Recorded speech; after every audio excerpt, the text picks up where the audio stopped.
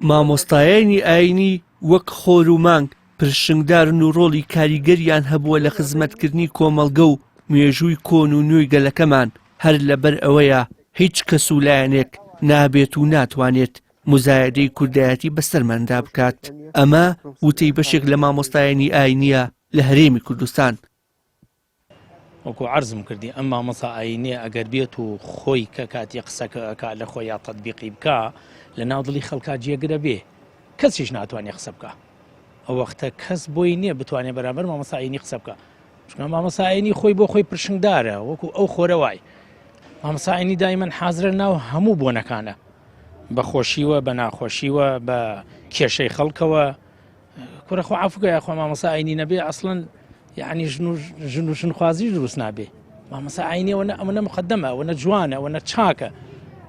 الحەمدوللا ئێمەش بەو دابوونریتەوە هەر ئێمە هەرچیمان پێ بکرێ هەر خزمەت دەکەین.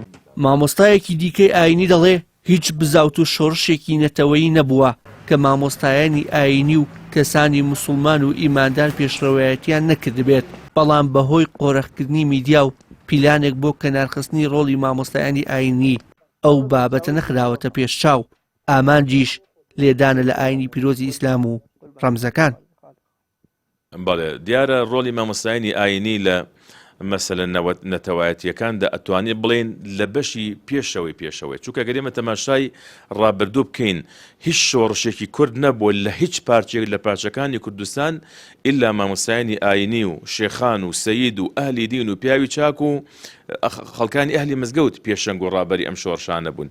وەلەم شۆڕشی نوێی میلەتی کوردیش لە هەر چوار پارچەی کوردستان گەر ئێمە تەماشا بکەین بە حەقیقەت لە هەموو بۆنە نەتەوایەتیەکاندا لە هەموو کارەسات و ڕووداوەکاندا مامۆستایانی ئاینی یعنی ڕۆڵێکی پێشەنگیان بینیوە لەوەی کە بە حەقیقەت ڕێنمووی خەڵکیان کردووە لە پەیوەستبوون بە خۆشەویستی خاک و نیشتیمانەوە پەیوەستبوون بە دیفاع و پارێزگاری لە خاک و وڵاتەوە یعنی ئیعلام و ڕاگەیاندنەکان ئەم بابەتیان دەرنەخسۆ یا بەداخەوە بە شێوازێکی تر بەکارێن هێناو لە دژی مامۆستایانی ئاینی و دەنگی ئەوانیان کەب کردووە هەتا خەڵکانێکی دژەدین یعنی دەنگیان بەهێزتر و یعنی گەورەتر دەربکەوێت.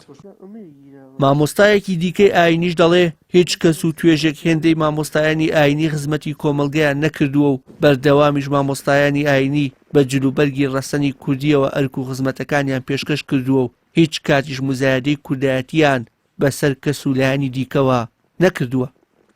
ئێمە مامۆستایانی ئاینی یەک توێژین، مامۆستایانی ئاینی یەک فیکرەمان هەیە، یەک عەقیدەمان هەیە، یەک بۆچوونمان هەیە، یەک ئامانجمان هەیە. پێم وایە لە کۆنی شا و لە تازەی شا هیچ کەسێک بەقەدەر مامۆستای ئاینی ڕۆڵی نەبینیوە لە پێشخستون و بەرەو پێشبردننی کۆمەڵگا و ئامۆژگاریکردنی کۆمەڵگا و پاکردنەوەی کۆمەڵگا مامۆستایانی کۆنی ئێمە شاعیرە گەورەکان لە ڕووی کوردایەتی و خزمەتکردنی ملەتەوە زانایانی ئێمە هەمیشە پێشەنگ بوون لە ڕووی نەسیحەتکردن و ئامۆژگاریەوە زانایان پێشەنگ بوون.